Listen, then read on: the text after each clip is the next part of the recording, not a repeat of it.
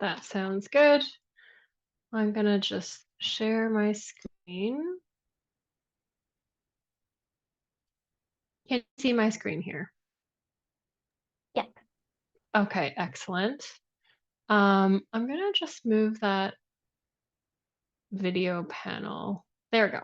Okay, so basically, once you get to CAHSS.ca, you're going to see a few things. This is our landing page. So a few things to mention. We're going to make sure this is 100%. If you are a Francophone, we do have a French side of our website that mirrors exactly what the English side looks like. So you can click onto the FR and basically you get to access all of our resources in French. Otherwise, if you are an Anglophone, you could just stick with basically going onto our website, and this is our landing page here. So you're going to see as you scroll down, each icon, each hexagonal icon represents our CAHSS commodity or special topic group that I've mentioned. So you can actually just hover over to each of these little icon cards. And then by clicking on the read more, you're going to be able to open the specific surveillance page that corresponds with the icon. So basically, if I hover over here, I can click on and learn more about the CAHSS Companion Animal Network, for example. If I click onto here, I'm going to learn more about the Vector-Borne Disease Network. We do have other icons as well. So this one is really to just highlight the surveillance that basically the surveillance partners that we work with. So as I mentioned, Owen, Atkin, Weekend, and Rezo, and other networks. If you kind of want to learn more about who else is working in that Canadian animal health surveillance system space, feel free to click onto this last icon for more information. And then kind of like, if you just keep scrolling down, there's a little bit of a scroll here, but there's a small, like very short video on kind of what we do, who we are. It's like 30 seconds. It's kind of nice if you're like, I have no idea what CAHSS does. I just want to know right now. Then you can just click on to this. It just goes into a YouTube video, 30 seconds. And again, there's a French version as well if you're on the French side of the website. And then if you could scroll down a little bit more, there's we call these our little widgets or little widgets within the CAHSS website. And so this is just kind of what's new with CAHSS. This widget here is basically our disease alerts. We're showing the 5 most recent disease alerts. And then if you click onto the read more, it takes directly to the disease alerts page. Our second widget we have here is our resources. And so again, it filters and shows our 5 most recent resource created. And so if you click more here, you go straight to our resource library. And then here, it basically filters to our most recent calendar events. And then again, if you click onto that blue button, it goes directly to that events listing page. The last scroll here is basically if you want to read a little bit more about our CAHSS leaders groups or our governance structure, a little bit more about our networks and what they've been doing and accomplishing in the last year, you could just click on here. And we are working on the 2022 to 2023 achievement report. I'm really hoping it gets rolled out and published in January. And when it does come out, it will be sitting on this part of the website. So I'm just going to move back up to the top and then go over a little bit on we call these kind of these upper kind of these headings the mother pages. And then within the mother pages, we have those child pages. The first one for the mother page for About Us, we have information on our basically our governance model, our CAHSS vision and mission, and then a little bit more about our CAHSS networks of networks. And then we have a little bit of information on our different newsletters as well as achievement reports, and then our events calendar. Oops, sorry, right there. So maybe I'll just quickly go over our mission and vision. It's pretty self-explanatory. So if you just want to learn more about what CAHSS does, it gives you a pretty good idea of who we are, what we do, and who sits kind of like our connections of our network of networks within CAHSS. And then if you do want to learn more about our governance structure and our governance charter, we have our governance charter right here. We have our 5-year strategic plan also right here. So we call these little content cards. And so it's kind of nice because if you hover over it, it's responsive. You can kind of see it shades. There's a bit of a shade here. You know, you're hitting the right, like clicking on the right content card. And then basically the other thing I want to mention is our CAHSS newsletters and reports. I think I mentioned our achievement reports. They're sitting over here. So we have 2021 to 2022. We have 2020 to 2021 as well.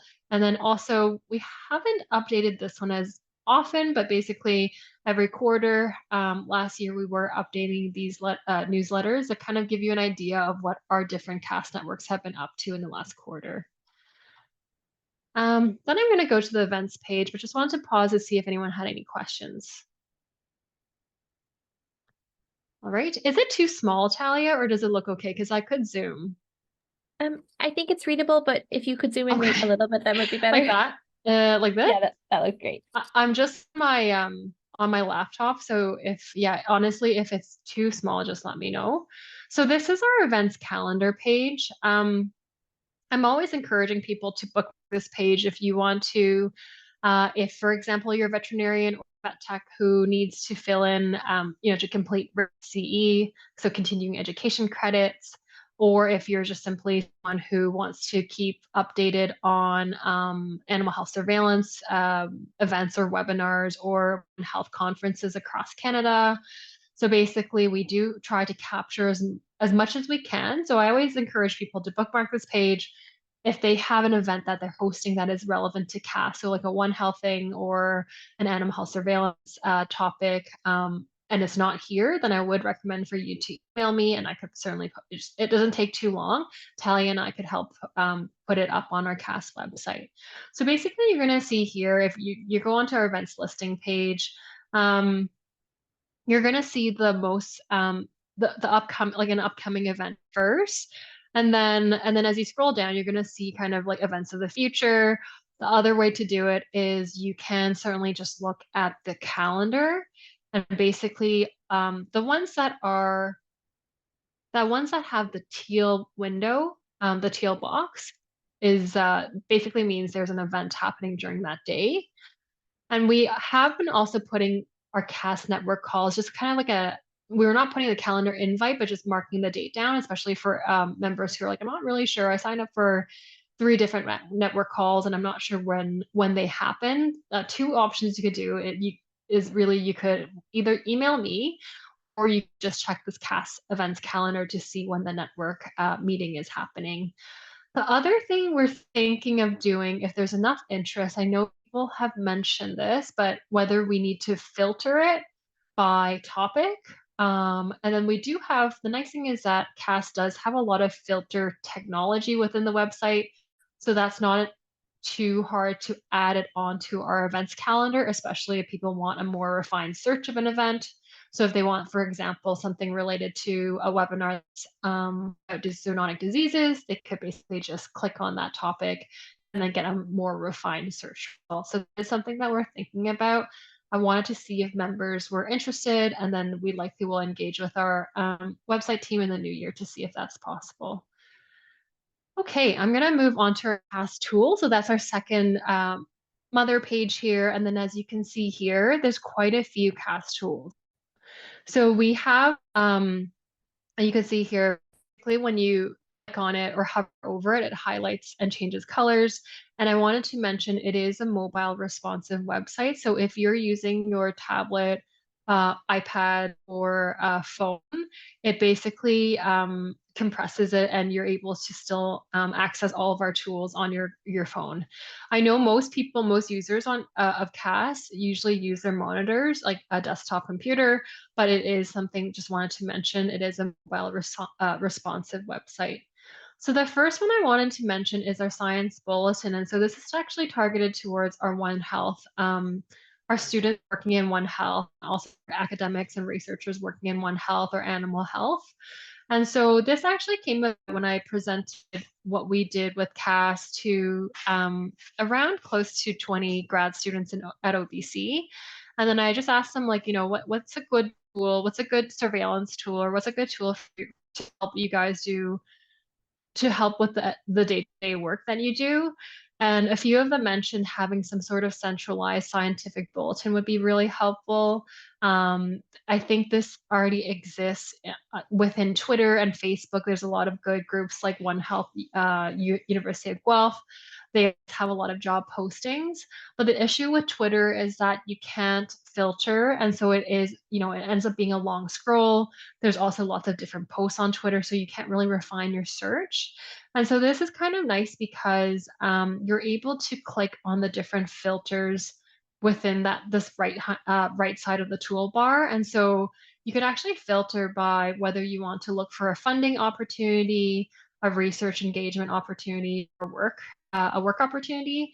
And so you could either filter it by the type of engagement, or if you're looking for something more specific to geographic region, you could filter by province, or whether if it's a national project or research project, or international, you can kind of filter it by different regions. You could also filter by whether it's an ongoing project, yes or no. And then also a topic, like whether you're, if it's like related to AMU, AMR, emerging and zoonotic diseases, foreign animal disease governance, things like that, or organization. So there are different ways to filter it. The other option is if you are someone who's like me, who likes spreadsheets, you can actually export all of this into a .csv file and look at it on a spreadsheet file. And basically all of the different rows of data will be populated within that spreadsheet. So this tool has actually been launched since July of this year. So obviously it's quite new. I think we have like at least 20, I want to say 30 entries. So it does rely on us to continually update it, but also for our academics and researchers to tell us like, hey, we're doing this research, or we have this funding opportunity. Do you want to post it on your CAHSS website? And so it does require a little bit of engagement from our members as well as other stakeholders. So I would encourage you to take a look at the science bulletin. And if there's anything missing, just let me know. We're hoping that eventually we could have students just bookmark this page. And then while they're in this page, they could actually look at the different surveillance tools that CAHSS has to offer. Any questions there? There's Okay. one question in the chat. Oh, okay. Sorry, I can't see it. So Tally, do you mind reading it? Sorry. Is there an email subscription by CAHSS to keep subscribers aware of Okay. updates from the commodity groups weekly or monthly, like the Global Public Health Intelligence Network from PHAC? Okay. Interesting. So of updates of, do you mean updates with any resource that happens within the CAHSS website, or like just general big updates like the science bulletins launched and this network's doing this, and like just kind of wanted to make sure I'm answering the right question. I was asking for like disease update, Okay. like yeah, Disease alerts or just related? yeah, disease alert, yeah. Okay, that's a good question. Rasak, thanks. I'll get to that once I get to the disease alerts tool. Why don't I just do that right now? And then I'll kind of hover back over to that resource library. So, our disease alerts table. So basically, what we want to do is really have CAHSS be that centralized information hub where we can have basically anytime there's a reportable disease that gets circulated, CAHSS then creates a disease alert. But what we're also trying to recommend for our practitioners is to help us report non-reportable diseases, especially in the equine and companion animal world. And so this is a nice tool where it's also available in French, as you know. Basically, anytime we receive an alert, Tally and I create it on the back end of our CAHSS website. And then basically there's two ways of looking at this disease alerts tool. You could certainly filter it. And again, there's a nice kind of like filtered toolbar here. So if you're like, well, I just really want to see all of our equine disease alerts, you're going to filter by equine. And now two options to kind of view these alerts. You can actually export them as a CSV. So you're going to get rows and rows of disease alerts that are equine related. The other option is just to kind of look at it on the browser, and you're going to see most recent to not as recent as you scroll down. And so within each of these alert cards, you're going to see a very short summary that it does get truncated because we don't want to like make it too messy within this page here. So we just want to encourage our users just to click onto that title of the disease alert. And then once they're in this title, once they click onto it, it's a detailed description listing of the disease alert of strangles, as of December 2nd this year. And so there's that nice little description here. And then if you can see on the left side, basically these are all the filters on if I go back to that other page that we're located on the right side, but basically you can kind of see like, well, is strangles regulated? What's the classification? It is not a regulated disease. And that's why it's one of those things where we're really encouraging our our equine practitioners to learn more about CAHSS, know about CAHSS's disease alert, encourage them to submit their disease alert over to our CAHSS website.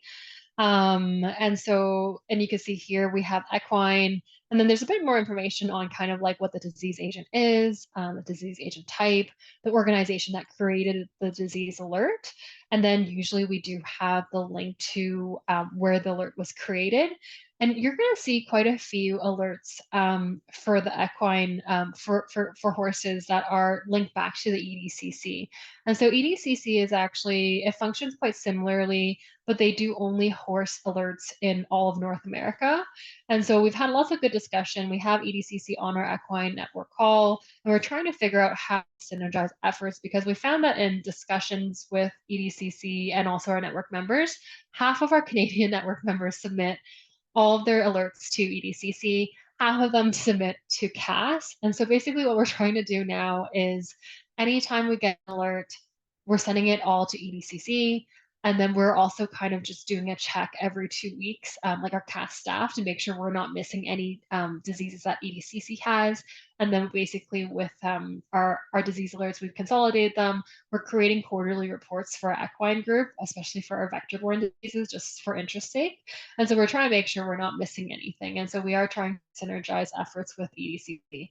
And then just to answer Rasak's question on disease alerts, we are actually happy to report that basically the technology for push notifications for the disease alert function of our website has finally been fixed. It's been a small bug for a year or so, and we're finally gotten our web team to fix it. So what happens is we're now actually able to predict basically anytime we're creating a disease alert, we're able to quickly make that into a push notification that goes directly to all of our equine network members or anyone specific to that species group. So basically our equine alerts would go back to our equine group, our poultry alerts would go back to our poultry group. And I'm just going to pull up, maybe while we're chatting, I'll show you what it looks like on the front end, because it's actually quite interesting. And hopefully I could just pull it up very quickly. Yeah, it's over here. So sorry, I have like a dark screen on my my Outlook, just because like the white screen gets really straining on my eye. So basically you can kind of see here, it might look different when you're when you're using with a white screen, but basically there's a CAHSS logo here. And now there's a reportable disease of EIA in BC, because it was created December 1st. And so basically everyone that is subscribed within the equine network is going to get this once we check off the push notification on our CAHSS website. So it's a lot quicker than when we used to basically, before this was fixed, we were manually copy pasting all of our equine network members into a mailing list and then manually copying and pasting and putting this EIA alert in. And so it's a lot more cumbersome, but now it's a lot more streamlined, and we're able to do this within all of our network groups. And so you only get this alert if you are subscribed to the equine network. If you're Francophone, you're going to get this in French, just so you're aware. And then there's obviously that option to unsubscribe. We've really had no, we've sent out like 5 alerts to our equine group. No one's unsubscribed, because I do think it is a useful tool to have. And I think people quite like this, this tool. Okay, any other questions on the disease alert? Okay, I'm just going to share my screen again. Thank you. No problem. Yeah, it's a good point. Okay, I'll just go back to my screen. Any, no other questions, right, Talia? No, not yet. Okay, excellent. I'm just gonna hide the floating panel. Okay, and you can see my screen, right? Yes. Okay, so I'm gonna go into our reportable and notifiable diseases. So our regulated disease table chart. It's a little bit slow to load. Okay. So basically what we created, and again, this is mobile responsive, so it should work on your phone, but I have it on my phone several times and I find it's a little bit hard, like it's not as nice compared to on your desktop. So I would say you could access all of our tools on your phone, but if you are accessing this table, I do think it's a little bit easier on your laptop or your desktop than your phone. So basically what this is, it's a chart that shows you the different classifications federally and by province of different terrestrial and aquatic diseases. So before I go into the actual table, by default, it selects terrestrial disease. But if you're actually interested in aquatic disease, such as finfish disease, you have to click onto finfish. If you're interested in specific to crustaceans or mollusk, you're going to have to click directly on there because otherwise it's going to filter to the majority of our diseases, which is terrestrial. So I'm going to click back onto the terrestrial side. So basically, if you don't filter anything, you're going to get everything. But if you do want to start filtering, you could do a few things. So one is you could actually spell out and type out the disease. So basically, let's say I want to know about Salmonella Dublin, for example. Salmonella Dublin. I'm going to see that it's reportable in Alberta, it's notifiable in BC, it's reportable in Newfoundland, immediately notifiable in Ontario. And you're also going to see we're missing a few, we're missing maybe one or two provinces and territories. And it was because when we built this tool, we didn't get engagement from those provinces or territories. However, I think what's been helpful is that when we have been doing these resource and tools refresher sessions, I've had feedback and it's actually quite easy. Not easy, but it takes a little bit of time, but it's not very difficult. But we could definitely add another pillar if we needed to, like another column. We could change the classifications of the disease as they change. And we could also add another row of a disease if it's missing. So there are, it's a living table. So we could certainly make some changes. So that's sort of one thing you could do. You could type it in by disease. And if you're like, well, I want to look at all the salmonella types, then you can actually just type salmonella. You're going to see quite a few different serotypes, and then you're going to see a different classification.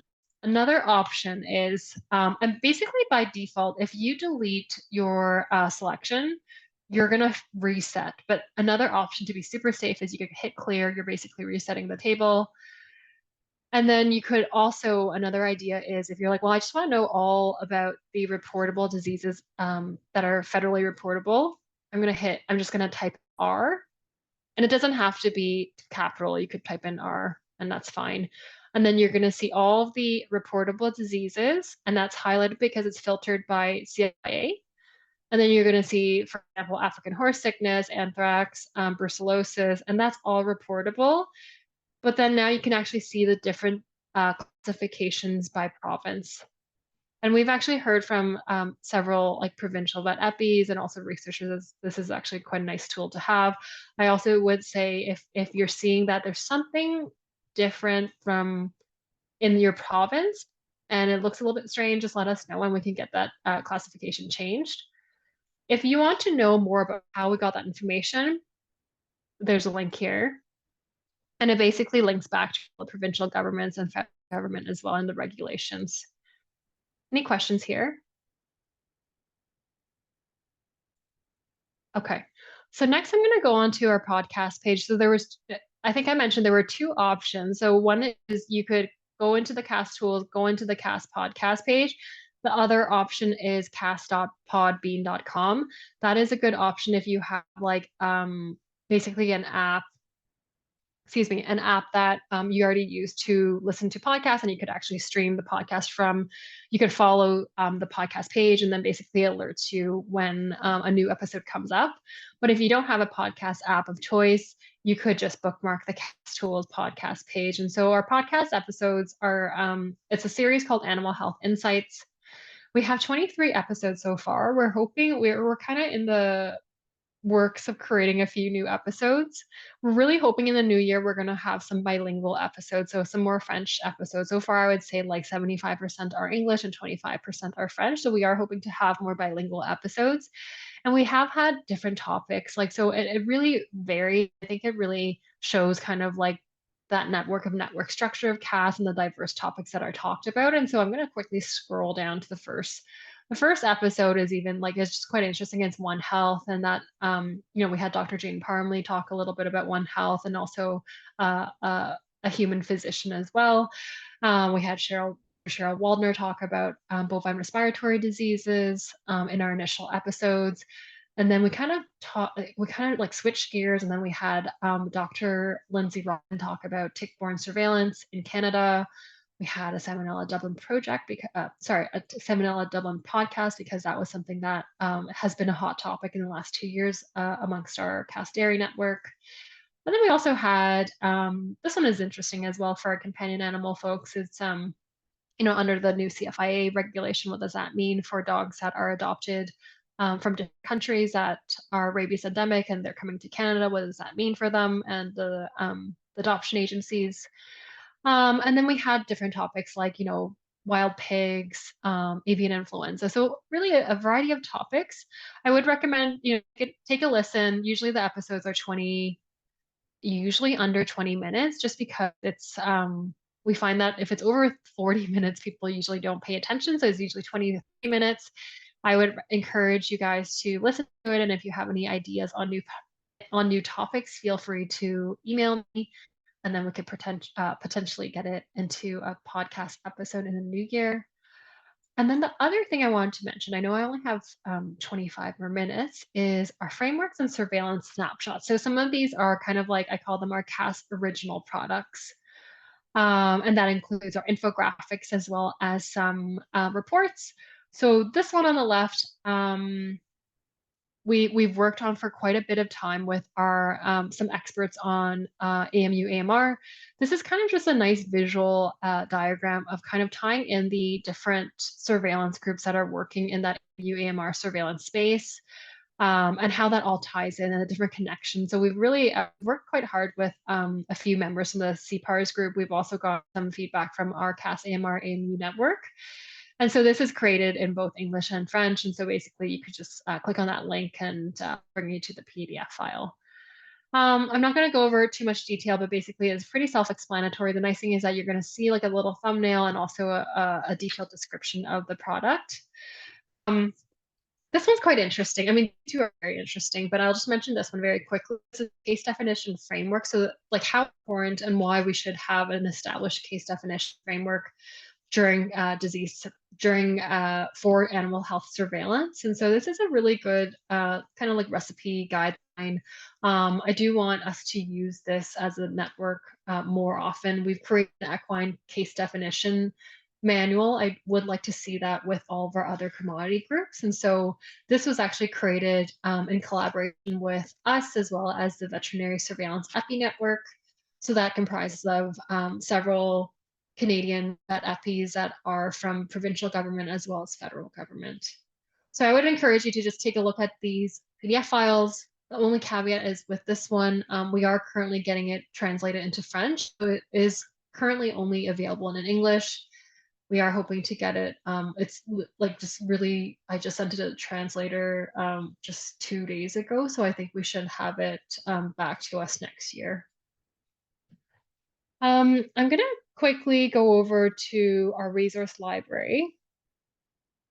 So this is the library where we're really hoping, ideally, CAHSS is this some sort, it's basically a centralized information hub. We're going to capture as much as we can all updated sources of information on animal health surveillance in Canada. And so basically the nice thing is, again, it's not a long scroll. You can actually filter by different animals, disease agent type. I'll kind of quickly show you organization. And this actually, so basically we have 29 unique organizations. This can increase as we create new entries for organizations that are submitting their resources to us. And then you could filter, like if you want something that's just Alberta specific, or you want like a national versus international resource, you could also filter by media type. So do you want a journal article abstract, a case study, or an infographic or newsletter? So just different media types. And then you could also filter by when it was published on our when it was published. So you could actually filter by year, month, date. So as you can see here, most recent resources would be the topmost resource. And then if you scroll down, you're like, well, I just want to kind of look at what's going on here. You could actually just click onto the different pages. You can see here we have quite a few alerts available. Sorry, not alerts. We have quite a few resources available. The dashboard basically shows you a quick idea of what's within our CAHSS resource library. And you could filter, you could basically see like this by animal type. We're seeing very quickly that there's a lot of bovine related resources. You can filter it. You can look at it by disease agent type. We're getting a lot of influenza related resources as well, which is not surprising, followed by ASF. And then you could also filter by just kind of looking at, well, who's the key organization that's submitting resources or creating resources within this library? And that's actually the Community for Emerging Zoonotic Diseases, CZ, followed by us, and then also the Canadian Wildlife Health Cooperative. Most of these are actually reports. And then there's quite a few, like not as many that are articles or infographics. And could also filter by region. So we actually have quite a few, quite a few American resources, and obviously the majority are Canadian resources. You could also filter by topic. Basically, it doesn't tell you, by clicking on it, you can't find the article, but it gives you a good idea, I think, of like what we currently have. So it's just kind of a nice, like, well, if you're someone from CFIA, you can actually look at this and be like, well, actually, I think there should be more CFIA resources. And then you could actually reach to me, and then we can make sure we have all the CFIA resources captured within this library. So the Surveillance Initiatives Library basically works the same way. We have a dashboard that shows you kind of like a quick idea of what's on here. And then if you actually want to look at the actual resource or the actual initiative, you're going to click onto these little cards here. So for example, you have the S Dublin Investigation Management Program that exists in BC. We basically don't have the summary here. It just makes more sense for us to just click on the content card, and then you could see the full summary here. And then here is basically all the filters. And basically we could figure out if it's is it an active surveillance program, what is it for, what disease agent it's for, which region, which organization, and then sample size per year, and whether it's ongoing or whether it's completed. The nice thing is that if we've captured that the surveillance project is completed, we're then going to follow up with those researchers or those PIs to make sure if they do have results that are public, that they're okay with us sharing it back to our, for example, our CAHSS Dairy network, and that we could also share it within our resource library. So just another resource to have depending on the results of the project or program. So that's our Surveillance Initiatives Library. I'm not going to go over it in too much more detail. I wanted to kind of quickly skip over to our CAHSS network. So as I mentioned, there's 7 commodity groups, 2 special topic groups. We also have a small working group with the smallholders. Oops, sorry, the smallholders. And maybe I'll click onto that one first, because I just wanted to highlight each network group and each working group page is quite similar. So it's structured where, you have a nice banner. It's called a 50/50 banner, has an image and also a little blurb that our working groups created together. And then we kind of have these information on basically unique to the group, the different resources that have been created. And so for the smallholder working group, we've been able to, for example, organize a high-path AI and small flock poultry webinar in collaboration with the Western Canadian Animal Health Network with Dr. Barb Wilhelm. And then we actually were able to have, it was really well attended by many Canadian veterinarians. We were also able to have a bunch of our experts provide provincial updates from their home organizations. And then it was nice because we were able to record it and then post it on our on this CAHSS website here. And then also if you kind of go onto our YouTube channel. There's a bunch of other recorded webinars and videos. So I would encourage you to look at that if you haven't already done so. And then, so this is still our holders working group, and we've split it up by the different topics that we've been talking about. And so that includes small flock poultry, smallholder swine. We also thought it was important to list at the different provincial diagnostic labs that provide diagnostics to that help smallholders and support them. And so basically within each of these, we call these content tiles. There's basically resources that are relevant to that topic.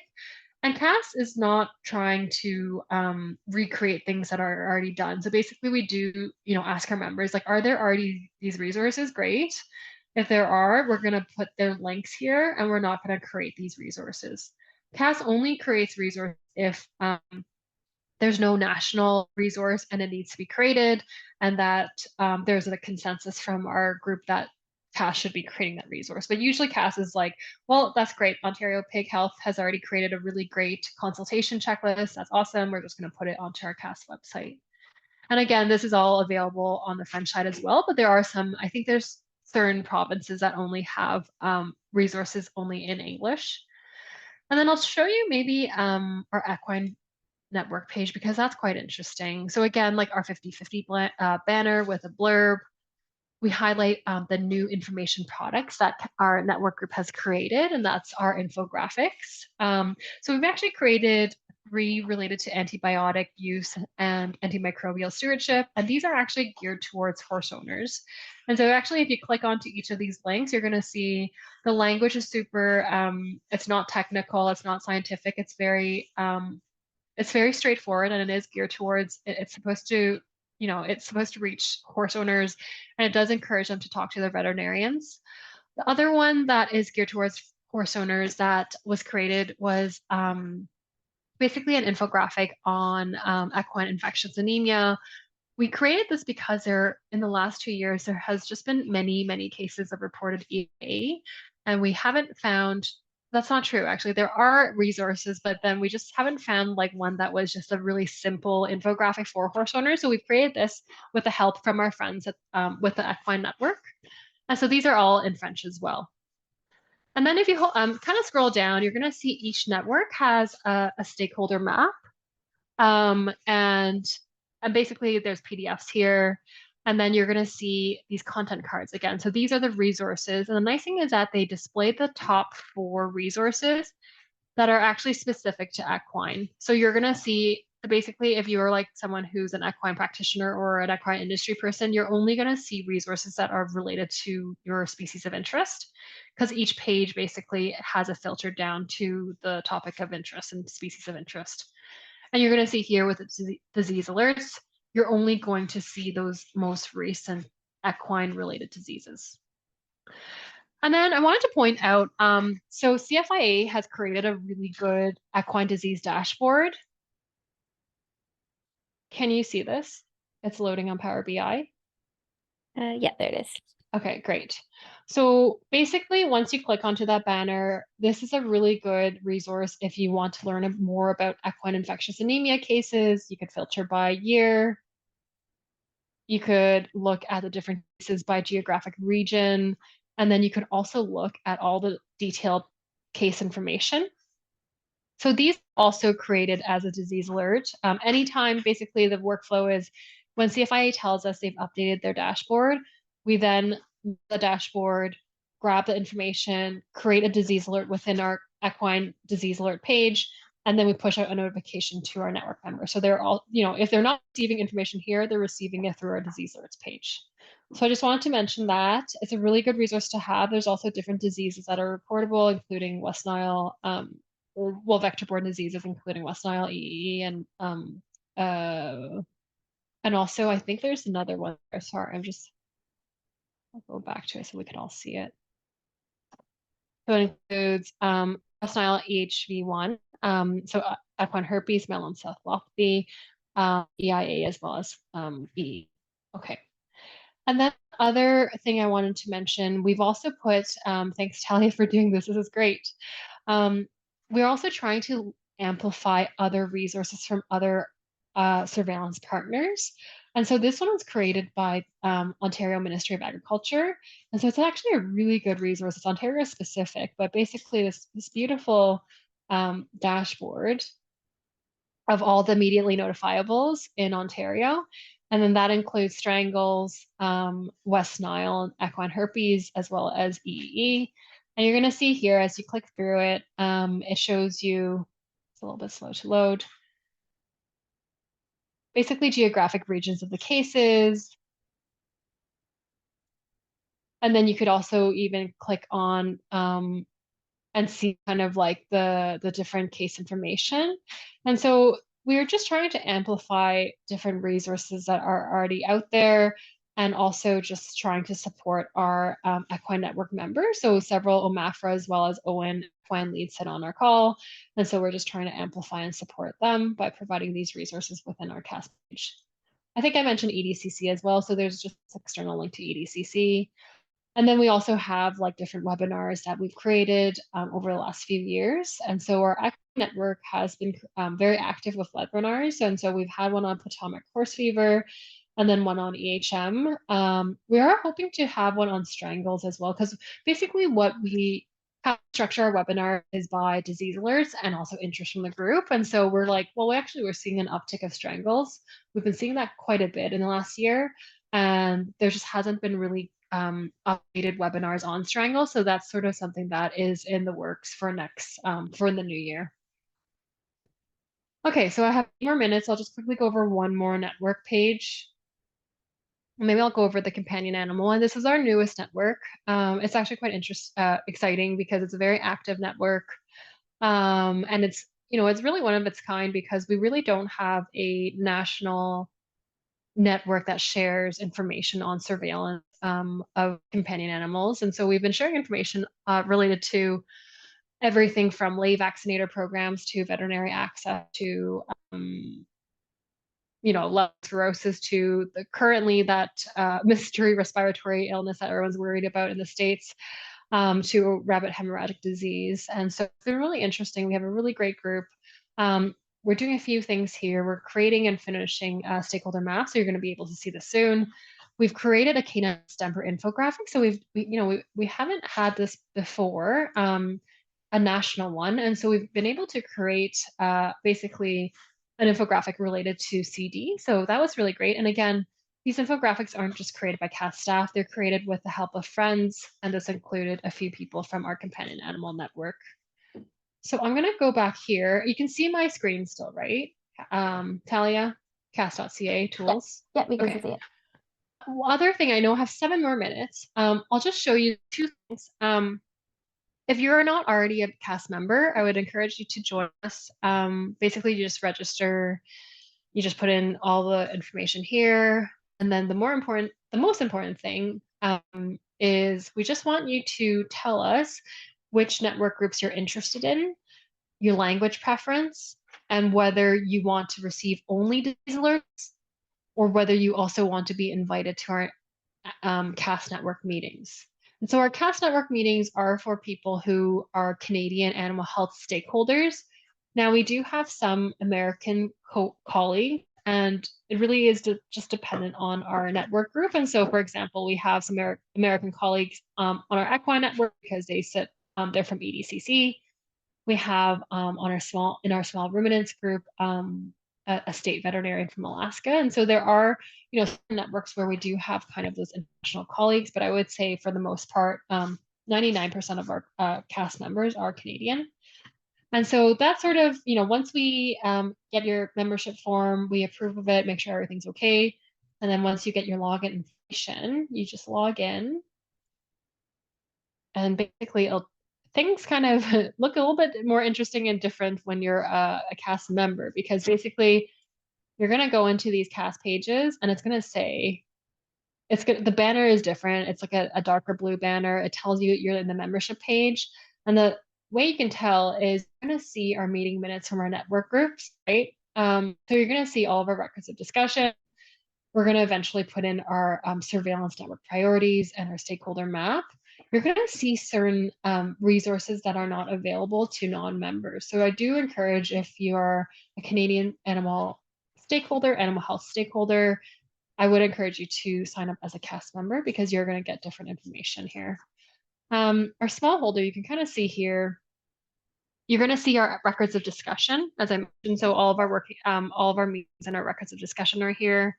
You're going to see also we had a small flock poultry course with doctors Gigi Lin and Vicky Bose. And so we have a full slide deck as well as recording here. And so, it's kind of nice. You're again, like you kind of know you're in the members page because it's Navy, but then you're also going to see there's just like totally different information here. So I would say like just make sure if you are a member, make sure you're able to log in because there's lots of good information. The other thing I wanted to quickly mention in the next 2 minutes is your membership profile. And so basically, if you're like, my role has changed or my organization has changed or whatever, you're just going to go into that membership profile, click on those changes, and then make sure you're subscribed to the right thing and then update. As a member, you're going to be able to um, look at different members that said, yes, I do want my member, my contact information shared with other members. So it's kind of nice because if you're like, well, I'm actually not sure, I'm new to the network group, I'm not sure who sits on the AMR AMU network. I'm going to click on that one and now I'm going to see like, okay, well, these are actually all the people that sit on this network. If I want to actually put that into a CSV file because I love spreadsheets, I'm going to grab here, and then you're going to see it here. Can you see an Excel sheet or did I? No, we're still seeing the CAHSS website. Okay, hold on. I think with Zoom, you have to just manually share. Give me a sec. I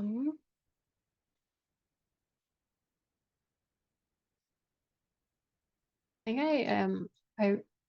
I minimized my sharing, so I don't know how. Let me see. So you're seeing this? You're seeing my. We're still seeing the member directory on the CAHSS website. Okay. Oh, okay. I see it now. So, okay, give me a sec. So you should be able to see my Excel sheet now. Yes, there it is. Okay, so now you can see I've exported this as a CSV. I now have everyone's emails from the AMU AMR network. And the nice thing is that you're able to also see kind of their areas of expertise. If you're like, well, I actually want to reach out to someone and I want to make sure they are people like, oh, that's great. I want to talk to, for example, this person because they have a lot of interest and experience in a bunch of different things. So it's quite interesting. It's kind of a nice way to look at the tool. And let me just go back, but maybe before I share my browser again, does anyone have any questions? There was one question in the chat about the regulated disease table. Oh, sure. What's the question? Some of the diseases of ruminants are not reportable in Alberta, unlike other provinces. Is there a reason for that? Sorry, this might be outside the scope of this presentation. Sorry, let me just go back to that reportable disease page. And so, sorry, the question is some of the diseases of the small ruminants are not reportable in Alberta. And why is that? Yes, that they're reportable in other provinces, but not in Alberta. Oh, okay. So that is dependent on the the provincial government, right? And so I would say take a look at it, and if there's any discrepancy, let me know. But it is basically designated by the provincial government. I don't know if that answers your question or not. Yeah, thank you. Okay. Any other questions? Not right now. Okay. Yeah, and I think it's nice to have this table because then you're able to see, well, what's actually a reportable and what's an immediately notifiable and what's not reportable. And sometimes, going back to disease alerts, there are things that are not reportable that do pop up very often. And if they do, they're of interest to CAHSS. And so we do recommend people to report them. For example, like leptospirosis in dogs is not reportable. And we basically, the veterinarian is not going to report it to provincial government. They don't have to. The lab's not going to report it as well. So we really do rely on our stakeholders to say, hey, actually, I think I want CAHSS to know about it. And then CAHSS will then push out a disease alert. And then if needed? Do we need to make an information product to support the pet owner or the producer? So there's kind of certain things that happen. And so we want to make sure we provide that space for those not reportable diseases that are possibly of concern or of importance. Any other questions? I'm going to stop sharing. All right. So if you have any questions, I'll put my email in the chat. I think everyone should have my email because I emailed you the Zoom link. This recording will likely be shared. So if you want a copy, just let me know. Otherwise, I would say just let me know if you're already a CAHSS member and if you're not receiving the network invites, because we do have quite a few network calls this week and next week. So if you don't already have those network calls in your calendar, just let me know ASAP. For example, our poultry call is tomorrow. So if that's something of interest and relevant to your work, just email me right away and I can get that network invitation shared. The following week, we have our network calls for AMU-AMR as well as vector-borne disease. And we basically have all of our network calls next week. We have dairy, AMU-AMR, smallholder, and aquatic. So if those are of interest to you and your work, just email me ASAP and I could send those out to you. All right. Thanks so much. Have a good night, everyone, and happy holidays. I'll see you soon, hopefully, on a network call. Bye. Thanks very much. Thank you so much.